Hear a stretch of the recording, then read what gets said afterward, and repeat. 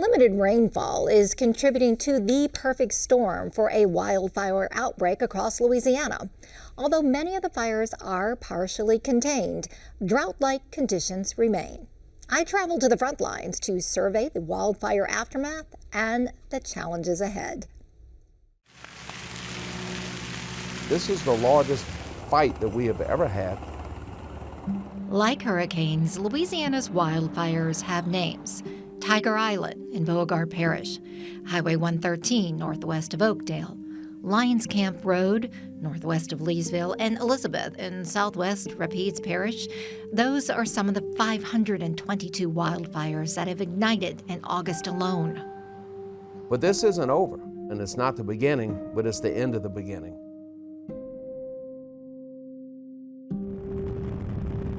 To get a sense of the aftermath of the wildfires, I'm traveling to Vernon Parish, to the point of origin of the Ida wildfire, which broke out on August 24th in the Kisatchie National Forest.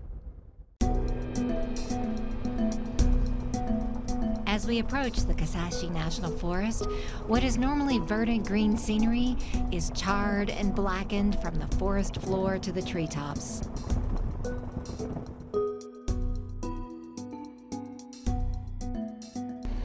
Hi, Karen. Hey, Lisa. Thank you for having me here. Absolutely. So glad that you're able to join us.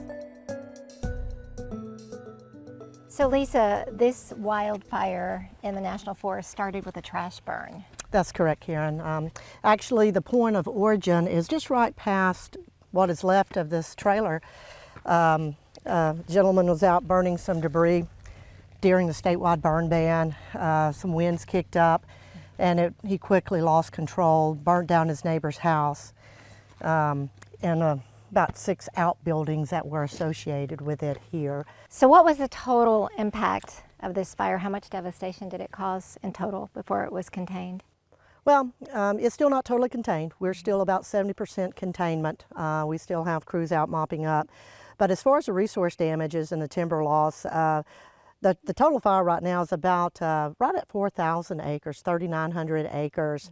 And of that, about 1,200 to 1,300 is actually on National Forest lands. So Lisa, once the fire is completely contained, what goes into rehabilitating this land? Okay, well, like I said, we're going to try to do some timber salvage efforts out here. Then we'll come back and actually replant with pine seedlings. And we'll just go from there and wait about another 70 years and we'll have another mature forest out here. Unlike a wildfire that spreads unchecked, controlled burning is an essential part of forest management. Fire is part of the natural ecosystem when ignited under calculated and closely monitored conditions. The Kisatchie is a leader in prescribed burning.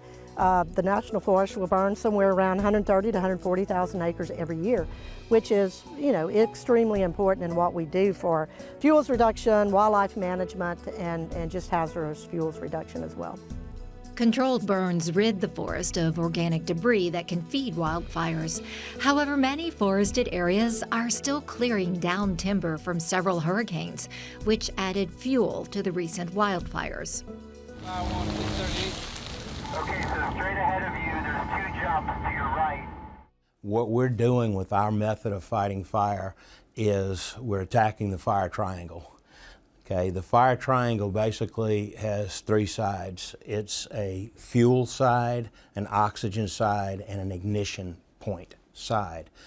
We can't do anything about the oxygen, and the ignition, by the time we're there, has taken place. So the side of the triangle that we can deal with is the fuel side.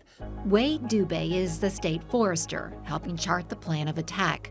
These wildfires, they're tricky because they're ignited in the treetops. They're known as crowning fires, and they spread fast. So fighting the flames happens from the air and at ground level. So our dozers are trying to move that fuel out of the way and create bare mineral soil, get the fire back on the ground, and that fire burns into that fire line, as we call it, that bare mineral soil. Then there's nothing for it to burn and it goes out. And so again, the challenges that we face with a crown fire, once we put those lines in, it's moving from crown to crown and it doesn't know we put a line on the ground, so it goes right over that.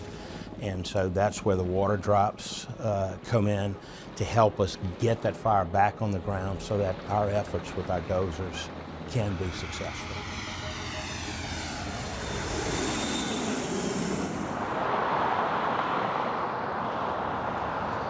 When fighting wildfires on this scale, there is way more than meets the eye.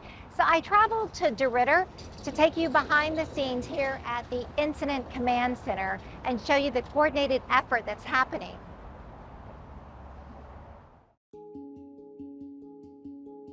So we're building an incident action plan that lays out the daily actions and activities and explains to the firefighter what the task, purpose, and end state for the day is. So it really is a big machine that runs behind the scene to support all the folks out on the ground. Stephen Parrish is the incident commander of what's known as the Southern Area Red Team. The Red Team is a group of individuals made up from all different agencies across the United States, both federal, local, state, tribal governments that get together in an interagency effort to manage wildfires, floods, hurricanes, any other natural disasters. We're attached to the big 5 land management agencies: U.S. Forest Service, U.S. Fish and Wildlife, National Park Service, Bureau of Land Management, and Department of Indian Affairs.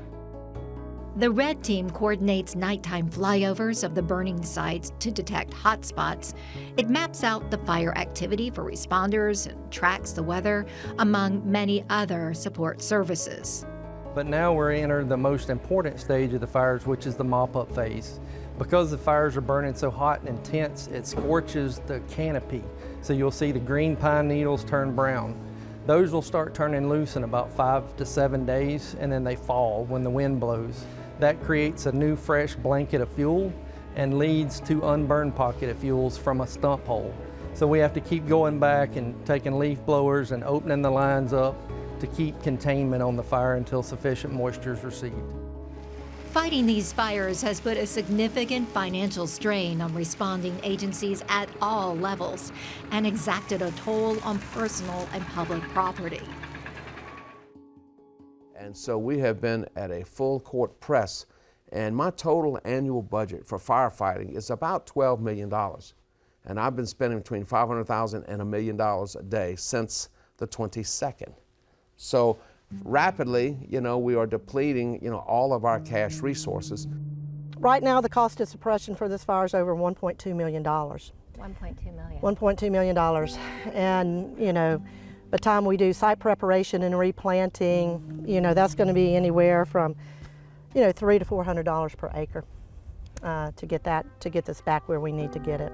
With more dry, hot weather in the forecast for September, Louisiana remains on high alert.